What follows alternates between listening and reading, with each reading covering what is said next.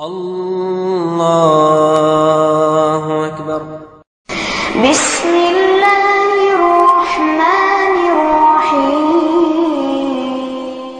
شهر رمضان الذي أنزل فيه القرآن هدى للناس وبينات من الهدى والفرقان من الشیطان الرجیم۔ بسم اللہ الرحمن الرحیم۔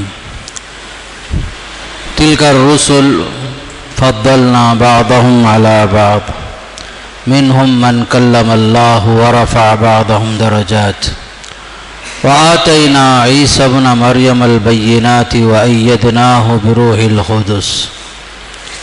یہ رسول ہیں جن میں سے ہم نے بعض کو بعض پر فضیلت دی، ان میں سے بعض وہ بھی ہیں جن سے اللہ نے بات چیت کی، بعض کے درجے بلند فرمائے، اور ہم نے عیسیٰ علیہ السلام کو معجزات عطا فرمائے اور جبریل امین کے ذریعے سے ان کی تائید کی۔ یہ تیسرا پارہ ہے جس میں اللہ تعالیٰ نے نبیوں کے بارے میں بیان فرمایا کہ انبیاء حضرت ابو ذر غفاری رضی اللہ عنہ کی روایت کے مطابق 1,24,000 رسول آئے تھے، 1,24,000 رسول آئے تھے۔ ان میں سے اللہ تعالیٰ نے بعض کو بعض پر فضیلت دی، مرتبہ دیا، بعض کے درجات بلند فرمائے، بعض کو خصوصی معجزے عنایت فرمائے۔ فضیلت اللہ کی طرف سے ہوتی ہے، لیکن بندوں کو یہ کہا گیا کہ وہ کسی نبی کو کسی نبی پر فضیلت نہ دے، فوقیت نہ دے۔ حدیث میں آتا ہے اللہ کے نبی صلی اللہ علیہ وسلم نے فرمایا ما ينبغي لعبد ان يقول انی خیر من یونس بن متى۔ کسی بندے کے لیے مناسب نہیں ہے کہ وہ یہ کہے کہ میں یعنی محمد حضرت یونس سے بہتر ہیں۔ کسی نبی کو کسی نبی کے نام سے، چاہے وہ حضرت موسیٰ علیہ السلام ہوں یا آدم علیہ السلام ہوں، شعیب علیہ السلام ہوں، نام لے کر کسی نبی کو کسی نبی پر فوقیت دینا جائز نہیں ہے۔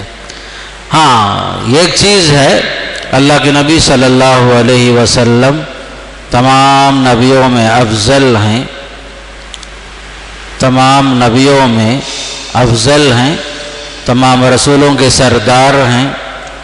اللہ تعالیٰ کے جتنے نبی آئے تمام رسولوں میں اللہ کے نبی صلی اللہ علیہ وسلم کی حیثیت سید کی ہے، سردار کی ہے، سید الاولین والآخرین ہے۔ یہ عموم ہے، نام لے کر تخصیص کرنے سے منع ہے کہ حضرت یونس علیہ السلام یا حضرت موسیٰ علیہ السلام کا نام لے کر ہمارے نبی کو فوقیت دینا، اس سے دوسرے نبی کی حیثیت میں کمی آتی، ڈیگریڈ ہو جاتا ہے، تنقیص ہو جاتی ہے، یہ جائز نہیں ہے۔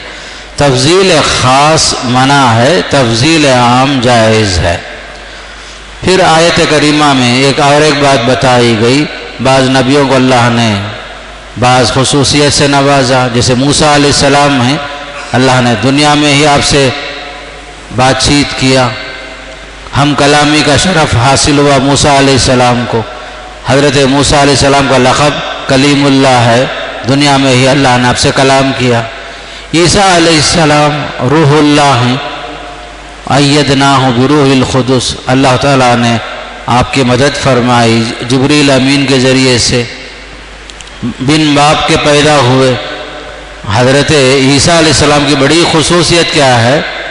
صرف ماں سے پیدا ہوئے، ان کے باپ نہیں تھے، جبکہ حضرت آدم علیہ السلام کے باپ بھی نہیں، ماں بھی نہیں۔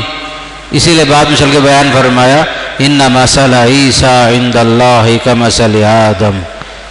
عیسیٰ علیہ السلام کی مثال اللہ کے پاس آدم علیہ السلام کی طرح ہے۔ خلقہ من تراب، مٹی سے بنایا اللہ تعالیٰ، ثم قال له کن فیکون، پھر حکم ہوا کہ ہو جا تو بس وہ چیز ہو گئی۔ تو اس طریقے سے بعض نبیوں کو بعض پر خصوصی مقام اور مرتبہ حاصل ہوتا ہے، اسی لیے فرمایا بعض کے درجے بلند فرما دیے۔ عیسیٰ علیہ السلام کو ایسے معجزے ملے جو موسیٰ علیہ السلام کو نہیں ملے۔ موسیٰ علیہ السلام کو عصا مویلا لاٹھی تھی، نیچے پھینکتے تھے سام بن جاتا تھا، اپنا ہاتھ گریبان میں داخل کر کے باہر نکالتے تھے ہاتھ چمکتا تھا۔ جبکہ عیسیٰ علیہ السلام کو اللہ تعالیٰ نے ایک خاص مقام سے نوازا، خاص معجزے سے نوازا۔ مادر ذات اندھا ہے، ہاتھ پھیرتے تھے وہ نابینا بینا ہو جاتا تھا، بصارت لوٹ جاتی تھی۔ برس کی بیماری، گنجا انسان، ان سب پر ہاتھ پھیرتے تھے، وہ لوگ صحت یاب ہو جاتے تھے۔ حضرت عیسیٰ علیہ السلام کی کچھ خاص خصوصیات معجزات کی بنیاد پر ہے۔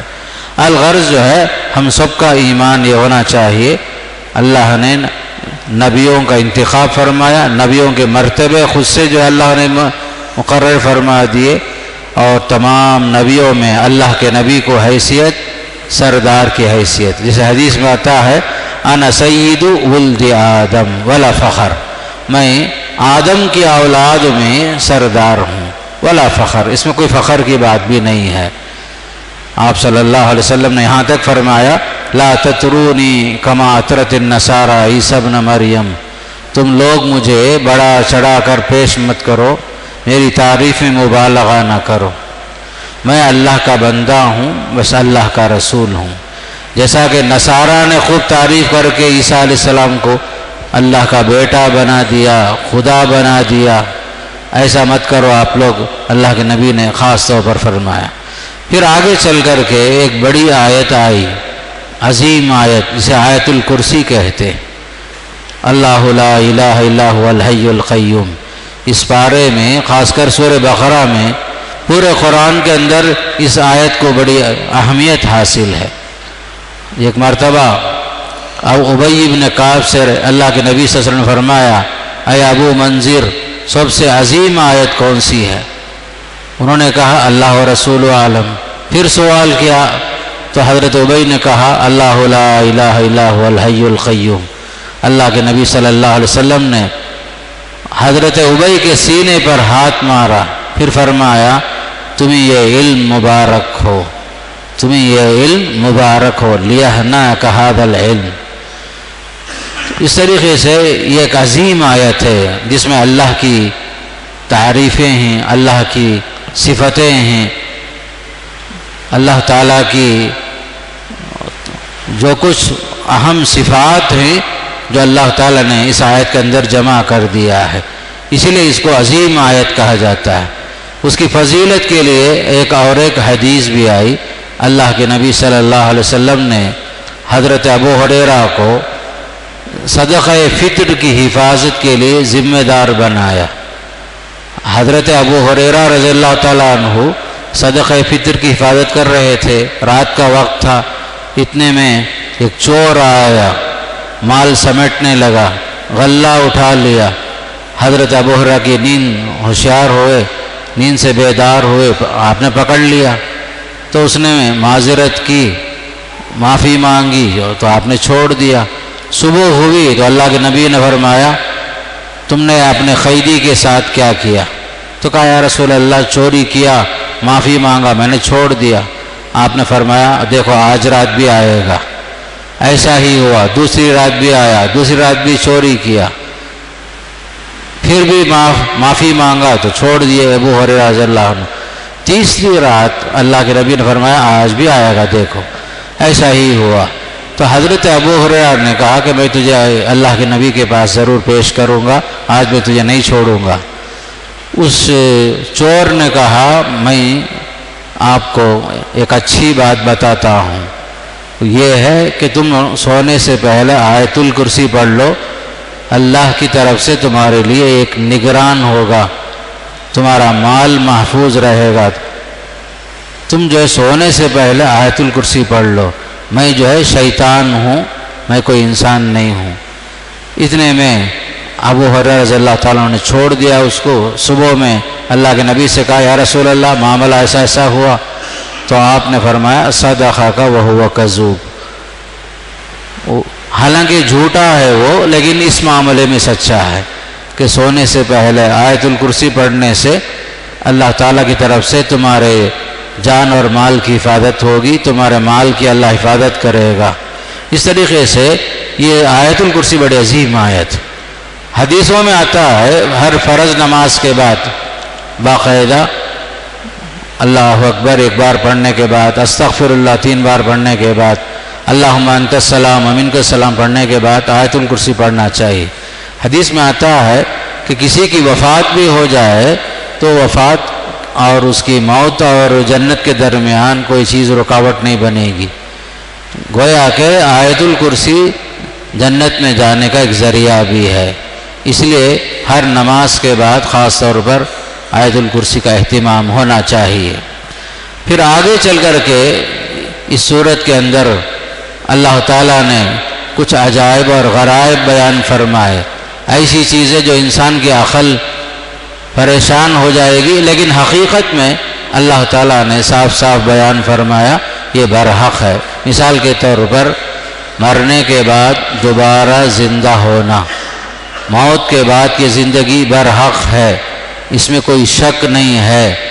تو اس کو سمجھانے کے لیے باقاعدہ ایک آیت میں اللہ نے فرمایا او کالذی مر علی قریۃ وہی خاویۃ علی عروشها، یعنی ایک عقل کو حیران کرنے والا واقعہ ہے کہ حضرت عزیر علیہ السلام جن کو تورات زبانی یاد تھی، بخت نصر نے بیت المقدس کو ویران کر دیا، تباہ کر دیا، جتنے اسرائیلی تھے سب کو قید کر لیا، انہی میں سے حضرت عزیر علیہ السلام بھی تھے، بابل لے کر چلا گیا، پھر چند دنوں کے بعد رہائی ہوئی، قید سے آزاد کر دیا۔ جب وہ واپس ہو رہے تھے اس وقت جو ہے انہوں نے دیکھا بستیاں تباہ ہو گئی ہیں، ایسے معلوم ہو رہی تھی گویا کہ درخت کے بڑے بڑے درخت تھے جو کاٹ کاٹ کر کے زمین پر ڈال دیے گئے ہیں۔ تو ان کو بڑا تعجب ہوا، ایک بستی اجڑ گئی ہے، یہ بستی دوبارہ کیسے آباد ہوگی، کیسے یہ ویران بستی آباد ہوگی، اللہ اس کو کیسے زندہ کرے گا مردہ شہر کو؟ تعجب میں پڑے ہوئے تھے، اتنے میں اللہ تعالیٰ نے حضرت عزیر کو موت دے دیا، فاماتہ اللہ 100 عام، 100 سال تک ان کی روح کو اللہ تعالیٰ نے اپنے پاس روک لیا، موت دے دیا 100 سال تک۔ پھر اس کے بعد جو ہے 100 سال کے بعد دوبارہ ان کو زندہ کیا۔ پھر جب وہ زندہ ہوئے تو ان سے پوچھا گیا کم لبست، تم دنیا میں کتنے دن قیام کیے؟ اللہ نے انہیں مار کر کے 100 سال کے بعد زندہ کیا، پھر ان سے پوچھا کتنی مدت تجھ پر گزری ہے؟ تو انہوں نے کہا 1 دن یا کچھ دن کا کچھ حصہ، ان کو اندازہ بھی نہیں ہوا 100 سال گزر گئے ہیں، 100 سال ہو گئے، پھر اللہ نے دوبارہ زندہ کیا، پھر ان کی دوبارہ زندگی نصیب ہوئی۔ جب پوچھا گیا کتنے دن آپ دنیا میں یہاں جو ہے مردہ پڑے رہے، پھر دوبارہ زندگی نصیب ہوئی، کتنا وقفہ؟ کہا انہوں نے 1 دن یا اس سے کچھ کم و بیش۔ تو کہا گیا نہیں، 100 سال کے بعد اللہ نے تمہیں زندہ کیا ہے۔ تو پھر ان کو جو ہے یقین دلانے کے لیے کہا گیا فانظر الی طعامک و شرابک لم یتسنہ، پھر فرمایا اب تو اپنے کھانے پینے کو چیزوں کو دیکھ، بالکل خراب نہیں ہوئے، اپنے گدھے کو بھی دیکھ، ہم تجھے لوگوں کے لیے ایک نشانی بناتے ہیں۔ اللہ تعالیٰ نے آپ کو ایک نشانی کے طور پر یہ ساری چیزیں بتائی۔ مطلب یہ ہے مرنے کے بعد دوبارہ زندگی برحق ہے، اللہ کی قدرت میں کسی کو شک نہیں ہونا چاہیے۔ 100 سال کے بعد جب اللہ اٹھائے گا آپ کو اندازہ بھی نہیں ہوگا کہ جو کیسے ہوا۔ جیسا کہ اصحاب کہف میں 309 سال تک وہ لوگ سوتے رہے، اصحاب کہف جو ہے 309 سال تک سوتے رہے۔ یہ چیز برحق ہے، اللہ کی قدرت برحق ہے، اللہ تعالیٰ جو چاہے کر گزرتا ہے، جسے چاہے موت دے، جسے چاہے حیات دے، جسے چاہے لمبی نیند سلا دے، یہ سب اللہ کی قدرت کے اندر یہ سب چیزیں ممکن ہیں۔ پھر آگے چل کر کے ابراہیم علیہ السلام کا ایک واقعہ پیش کیا کہ حضرت ابراہیم نے اللہ سے سوال کیا، ربی ارنی کیف تحیی الموتى، اے اللہ تو مردوں کو کیسے زندہ کرتا ہے ذرا مجھے بتا دے۔ ابراہیم علیہ السلام نے اللہ سے سوال کیا، تو مردوں کو تو کیسے زندہ کرتا ہے ذرا مجھے بتا دے۔ اللہ نے پوچھا، قال اولم تؤمن، کیا ابراہیم آپ کو یقین نہیں ہے، ایمان نہیں رکھتے ہو؟ قال بلا، ابراہیم علیہ السلام نے کہا کیوں نہیں، لیکن میں چاہتا ہوں کہ میرا دل مطمئن ہو جائے، مجھے یقین ہے کامل ہو جائے۔ تو اللہ نے آپ سے فرمایا، فخذ أربعة من الطير فصرهن إليك، 4 پرندوں کو لے لو، ان کے ٹکڑے ٹکڑے بناؤ، آس پاس کے پہاڑوں پر ان کے ٹکڑوں کو جو ہے الگ الگ جگہ پہ رکھ دو، سر کسی جگہ میں، ان کے پر کسی جگہ میں، ان کے پاؤں کسی جگہ میں رکھ دو، پھر اس کے بعد جو ہے پکارو ان سب کو، ثم ادعوهن يأتينك سعيا، اللہ کا نام لے کر پکارو، سب جو ہے زندہ ہو کر آئیں گے۔ تو اللہ تعالیٰ نے حضرت ابراہیم علیہ السلام کو موت کے بعد کی زندگی برحق ہے، اللہ اس پر قادر ہے، اس کے لیے ایک مثال اس طرح دیا، 4 پرندوں کو اس کے ٹکڑے بنا کر کے چاروں طرف پھیلا دو، پھر جب پکارو تو سب پرندے جو ہے سر کے ساتھ، پیر کے ساتھ، اپنے پروں کے ساتھ دوبارہ زندہ ہو جائیں گے۔ اس طریقے سے اللہ تعالیٰ نے اپنے قدرت کو ثابت فرمایا۔ پھر آگے چل کر کے اللہ کے راستے میں خرچ کرنے کی فضیلت بیان فرمایا، یعنی جو بھی مال ہمارے پاس ہے سب اللہ کا دیا ہوا، کسی بھی چیز کے ہم مالک نہیں ہیں، حقیقی مالک کون ہے؟ اللہ ہی ہے۔ اور اللہ فرماتا ہے تم میرے راستے میں خرچ کرو، میں تم کو جو ہے دگنا تگنا دوں گا آپ کو۔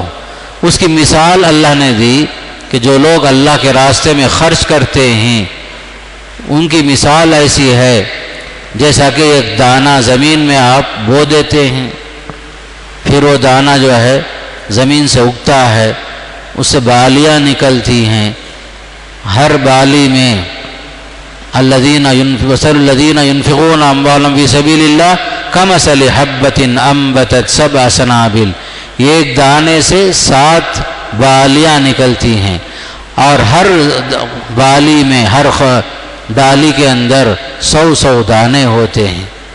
گویا کہ ایک حصہ آپ اللہ کے راستے میں خرچ کریں گے، اس کی مثال دی گئی، اگر آپ ایک حصہ اللہ کے راستے میں دیں گے، اللہ آپ کو جو ہے 700 بلکہ اس سے بڑھ کر بھی دے گا اللہ تعالیٰ۔ جیسے کہ آپ زمین میں ایک دانہ اگاتے ہیں، ان دانوں سے جو ہے بالیاں نکلتی ہیں، ہر بالی سے اللہ تعالیٰ جو ہے 100 دانے نکالتا ہے، تو ایک کا بدلہ 100 دینے پر اللہ تعالیٰ قادر ہے، یہ بھی ارشاد فرمایا۔ پھر آگے چل کے یہ بھی بیان فرمایا، اللہ کے راستے میں خرچ تو کرو لیکن دکھاوے کے واسطے نہیں، ریاکاری کے واسطے نہیں۔ جو لوگ خرچ بھی کرتے ہیں اور اپنا نام چاہتے ہیں دکھاوے کے ساتھ ساتھ، فرمایا ایسے لوگوں کے صدقات اور خیرات کی کوئی حیثیت نہیں ہوگی۔ جو لوگ مال تو خرچ کرتے ہیں مگر دکھاوے کے لیے خرچ کرتے ہیں، ان کا مال جو ہے بیکار ہو جائے گا، فرمایا۔ اسی لیے فرمایا قول معروف ومغفرۃ خیر من صدقۃ یتبعها اذى، بھلی بات بولنا، معاف کرنا، یہ اس صدقے سے بہتر ہے، اس صدقے کے پیچھے جو تکلیف آتی ہو۔ صدقہ خیرات کرنے کے بعد احسان جتانا یہ بہت بری چیز ہے۔ اسی لیے اللہ نے فرمایا یا ایھا الذین آمنوا لا تبطلوا صدقاتکم بالمن والاذى، صدقہ اور خیرات کو ضائع نہ کرو احسان جتا کر۔ کسی کو دے دیے اللہ کے واسطے دے دیے قصہ ختم۔ بول کر بتانا، لوگوں کو دکھا کر لوگوں کو جو ہے اپنے صدقات اور خیرات کو جو ہے ضائع کرنا جو ہے دکھاوے کی وجہ سے ہوتا ہے۔ اسی لیے فرمایا ایسے انداز سے خرچ کرو کہ کسی کو کانوں کان خبر بھی نہ ہو۔ بعد میں یہ بھی فرمایا ان تبدوا الصدقات فنعما ہی، صدقہ اور خیرات اگر ظاہر کر کے دیتے ہیں تو اچھا تو ہے، لیکن چھپا کر کے دینا بہت اچھا ہے۔ وَإِن تُخْفُوهَا وَتُؤْتُوهَا الْفُقَرَاءَ، آپ سیدھے ہاتھ سے دیے، بائیں ہاتھ کو خبر نہیں، بالکل رازداری سے اللہ کے راستے میں خرچ کرو گے تو یہ بہتر ہے فرمایا۔ صدقہ اور خیرات سب کے سامنے بھی دے سکتے ہیں، زکوٰۃ بھی دے سکتے ہیں، لیکن اچھی صورت کون سی ہے؟ چھپا کر کے دینا، رازداری کے ساتھ دینا، کسی کو معلوم بھی نہ ہو، اور لینے والا جو ہے اور دینے والا دو کے علاوہ کوئی تیسرا آدمی کسی کو خبر نہ ہو۔ اس چیز کو باقاعدہ حدیث میں بڑی فضیلت آئی، فرمایا اللہ کے نبی صلی اللہ علیہ وسلم نے 7 آدمیوں کو اللہ اپنے قیامت کے دن اپنے سائے میں جگہ دے گا، جس دن کسی کے لیے کوئی سایہ نہیں ہوگا۔ اس میں سے ایک آدمی وہ بھی ہے جس نے صدقہ اور خیرات سیدھے ہاتھ سے کیا، لیکن دائیں ہاتھ سے جو دیا بائیں ہاتھ کو خبر بھی نہیں، بالکل رازداری کے ساتھ دیا۔ بلکہ حدیث میں خرچ کر کے احسان جتانے کو بہت بڑا گناہ قرار دیا۔ 3 آدمی جن کو اللہ تعالیٰ قیامت کے دن نہ ان سے بات کرے گا، نہ ان کو گناہوں سے پاک صاف کرے گا، بلکہ ان کے لیے دردناک عذاب جو فرمایا، اس میں سے 3 آدمیوں میں سے ایک آدمی وہ بھی ہے جو احسان جتاتا ہے۔ دوسرا وہ ہے اپنا سامان جھوٹی قسمیں کھا کر بیچتا ہے۔ تیسرا آدمی، خاص کر مرد لوگ کپڑا ٹخنے کے نیچے لٹکا کے پہنتے ہیں۔ ان تینوں کے لیے بڑی وعید آئی، اس لیے خاص طور پر احسان جتانا، کسی پر احسان کر کے احسان کا ذکر کرنا نیکی کو ضائع کرنے کے برابر ہو جاتا ہے۔ اسی لیے ان آیتوں میں اللہ تعالیٰ نے جہاں انفاق کا حکم دیا، ساتھ میں چھپانے کا حکم دیا، رازداری کے ساتھ خرچ کرنے کا حکم ہوا، بلکہ آگے چل کر کے یہ بھی بیان فرمایا کہ آدمی جب مال خرچ کرتا ہے اللہ کے راستے میں، شیطان اسے دھمکی دیتا ہے۔ صدقہ اور خیرات سے روکنے کے لیے شیطان جو ہے فخر و فاخہ کا ڈر دلاتا ہے، آپ مال خرچ کرتے رہیں گے، مال ختم ہو جائے گا، آپ کے بچے بعد میں کیا کھائیں گے، زکوٰۃ ہر سال دیتے رہیں گے تو تمہارا مال ختم ہو جائے گا۔ کبھی ایسے بھی بتاتا ہے، بعض علماء جو ہے شیطان کے اس دھوکے میں آ جاتے ہیں، ہر سال زکوٰۃ دینا واجب نہیں بول دیتے، ہر سال زکوٰۃ دینا واجب نہیں بول دیتے، حالانکہ یہ شیطانی وسوسہ ہے یہ، جبکہ قرآن اور حدیث میں جب تک مال میں نصاب باقی ہے تب تک زکوٰۃ باقی ہے۔ سونا کسی کے پاس 80 پر 5 گرام ہے، اس سے بڑھ کر ہے 80 پر 5 گرام یا اس سے بڑھ کر، جب تک اتنا سونا ہے آپ کو برابر زکوٰۃ دینا ہے۔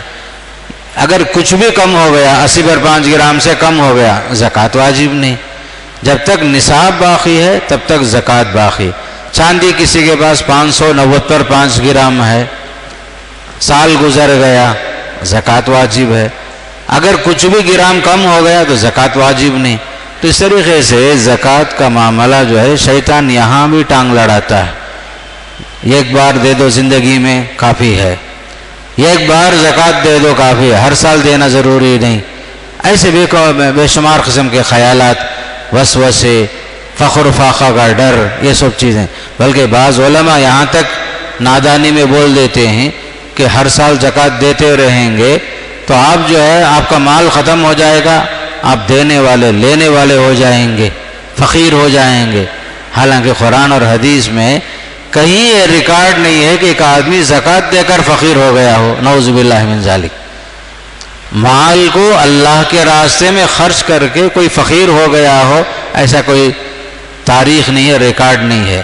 جو بندہ اللہ کے راستے مال خرچ کرے گا، اللہ تعالیٰ اس میں اضافے کا، بڑا چڑھا کر دینے کا وعدہ کرتا اللہ تعالیٰ۔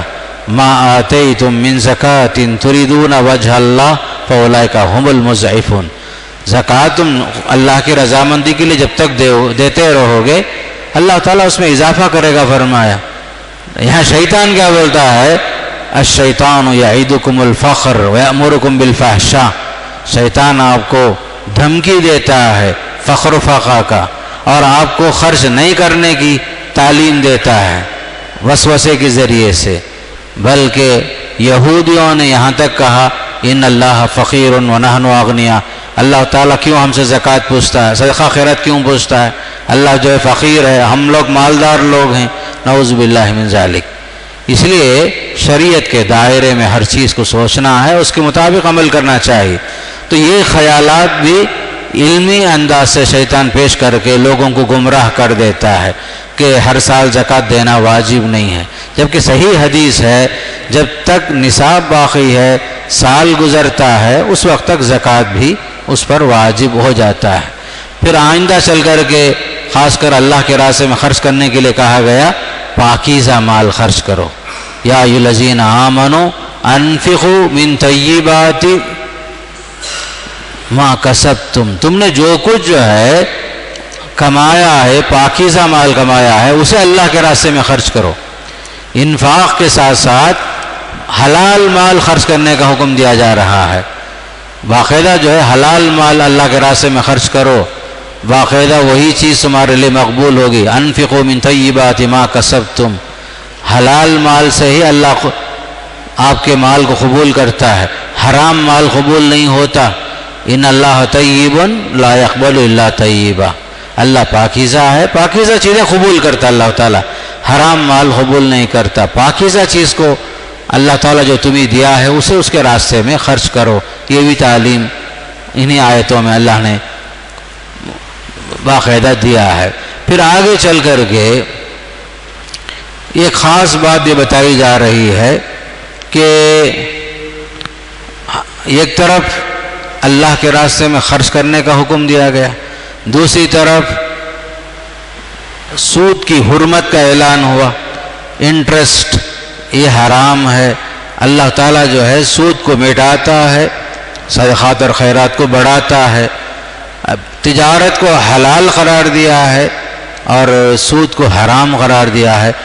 احل اللہ البیع وحرم الربا، جب آپ صلی اللہ علیہ وسلم مدینہ پہنچے تھے اس وقت مدینے میں یہودیوں کی سب سے بڑی تجارت سودی تجارت ہی تھی، لین دین میں سود کا معاملہ کرتے تھے، قرض بھی دیتے تھے، سود پر دیتے تھے۔ باقاعدہ یہودی جو ہے اپنا مال لوگوں کو قرض میں دیتے تھے، باقاعدہ جو اس پر سود لیتے تھے لوگوں سے۔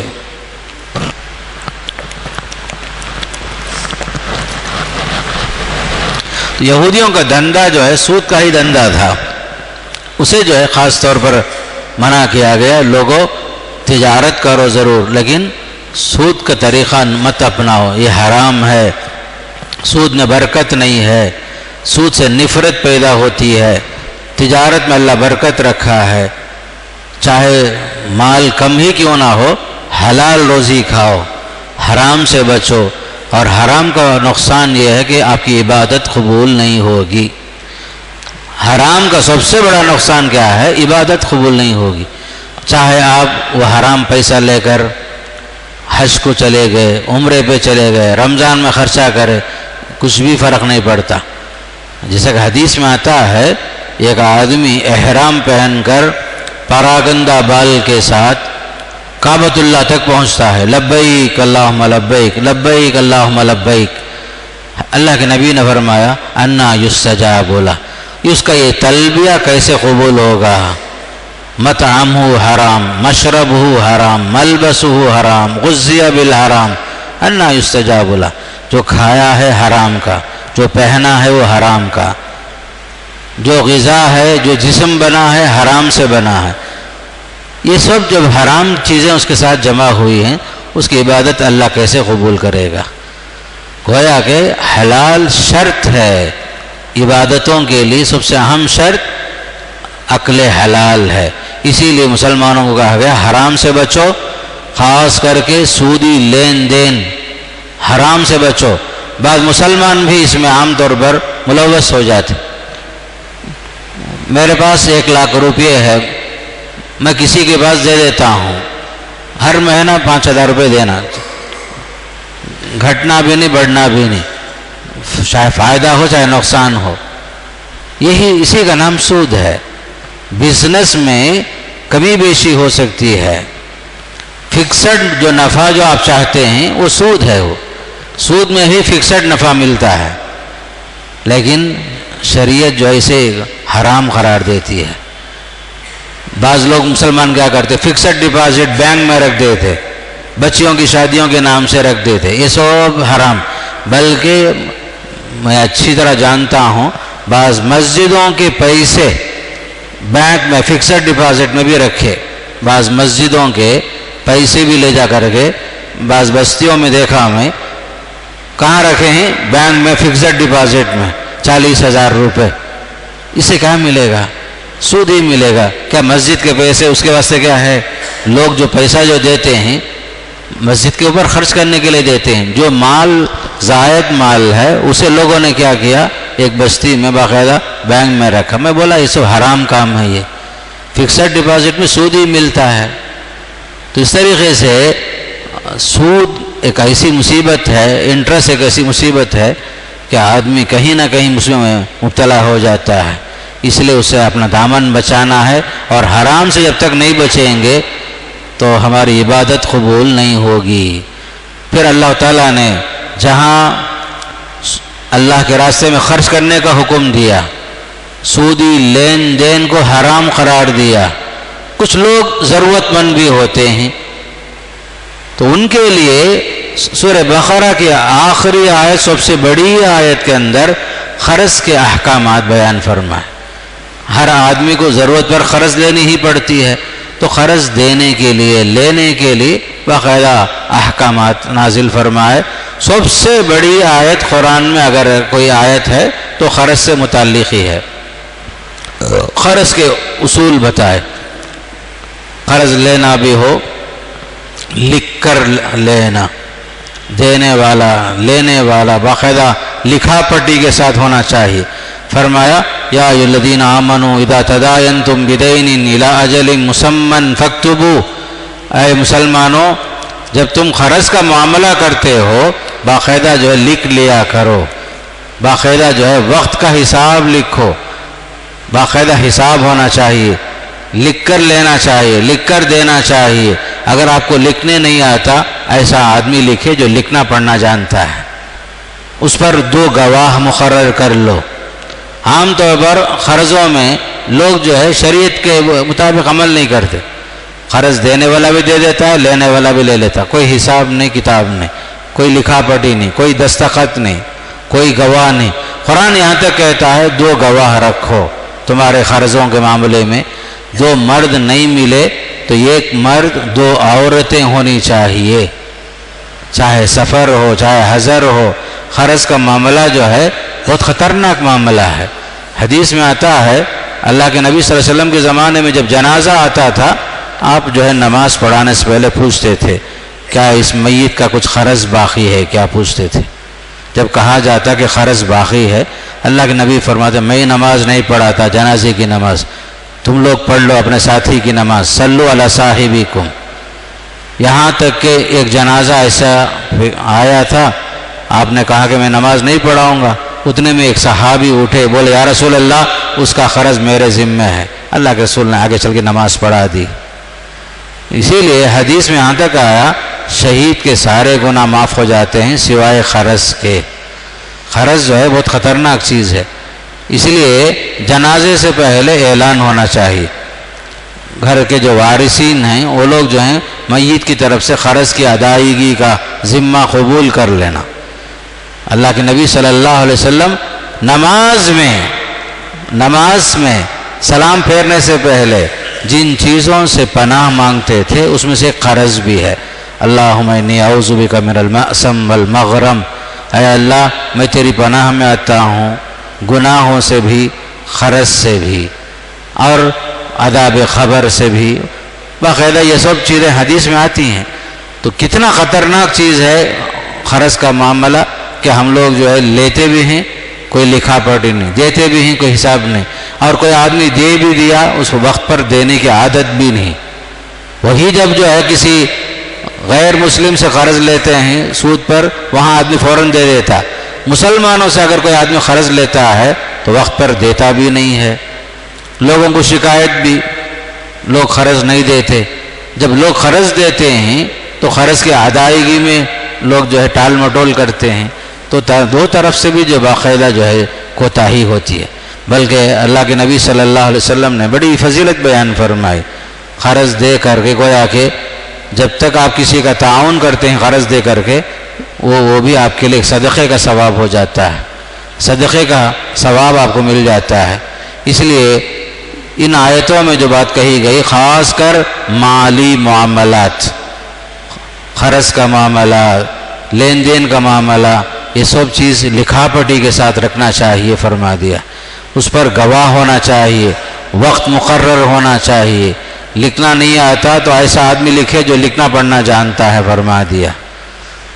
یہ سب احکامات ایسے ہیں جس پر عمل ہوتا ہے تو تعلقات صحیح ہوتے ہیں اور لوگوں کی ضرورت پوری ہوتی، صحیح ہوتی ہے۔ جب آدمی ایک بار قرض لیا اور صحیح معنی میں اس کے ادائیگی نہیں کیا تو آئندہ کوئی قرض نہیں دیتا اس شخص کو۔ جب ہم جو ہے ان آیتوں پر عمل کرتے ہیں، وقت کا لحاظ کرتے ہیں، باقاعدہ لکھا پڑھی کے ساتھ رکھتے ہیں، یہاں تک کہ وفات بھی ہو گئی، وفات کے بعد بھی آپ بتا سکتے کہ مرحوم مجھے قرض دینا تھا یا میں ان کو اتنا دینا تھا، ایک سب ثبوت ہے۔ معاملہ جو زبان کا ہر آدمی قبول نہیں کرتا، جب تحریر میں ہو کوئی بھی چیز، چھوٹا قرض بڑا قرض، یہاں تک کہ عورت کا مہر بھی قرض ہے۔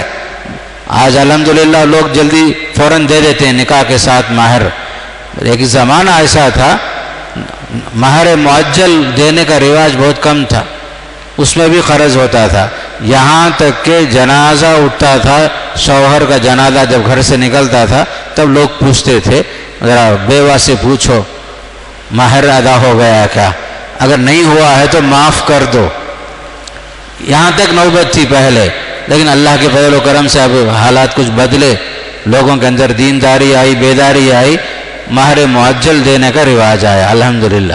ورنہ جو ہے پہلے جو مہر بھی قرض میں ہی چلتا تھا، پہلے پوری زندگی گزر جاتی تھی، 60 سال 70 سال مہر دینے کا سوال بھی نہیں، عورت بیچاری پوچھتی بھی نہیں تھی، ایک زمانہ ایسا بھی تھا۔ آج جو ہے باقاعدہ پوچھ کر لیا جاتا ہے اور لینا بھی چاہیے، عورت کا حق ہے۔ وہ شادی کے 1000 اخراجات ہیں، اس میں سے پہلی چیز عورت کا حق ادا ہو جائے مہر کے طور پر۔ تو بہرحال یہ قرض سے متعلق احکامات ان آیتوں میں بیان فرما دیے تاکہ جو ہے سارے معاملات لوگوں کے صحیح ہو جائیں، تعلقات صحیح ہوں، اور لوگوں کے تعلقات جب صحیح ہوتے ہیں لین دین کے ذریعے سے بھی صحیح ہوتے۔ آدمی کے تعلقات کے بگڑنے کا ایک اہم سبب معاملات کے اندر خرابی جہاں آتی ہے تعلقات میں فرق پیدا ہوتا ہے۔ تو اللہ تعالیٰ نے ایسے احکامات خاص کر کے سورہ بقرہ کے اندر اتنے احکامات بیان فرما دیے، ان سب پر عمل ہو جاتا ہے تو ہر جگہ میں امن اور سکون ہی ہوگا، اور دنیا بھی نیک بختی کے ساتھ گزرتی ہے، انشاءاللہ آخرت بھی کامیابی کے ساتھ انشاءاللہ ہم کنار ہوں گے ہم سب۔ ان آیتوں پر اللہ تعالی ہم سب کو عمل کی توفیق نصیب فرمائے، جو کچھ ہم سنتے ہیں یہ عملی زندگی میں نافذ کرنے کے اللہ ہم سب کو توفیق نصیب فرمائے۔ وصلی اللہ تعالی علی سیدنا محمد، الحمدللہ رب العالمین۔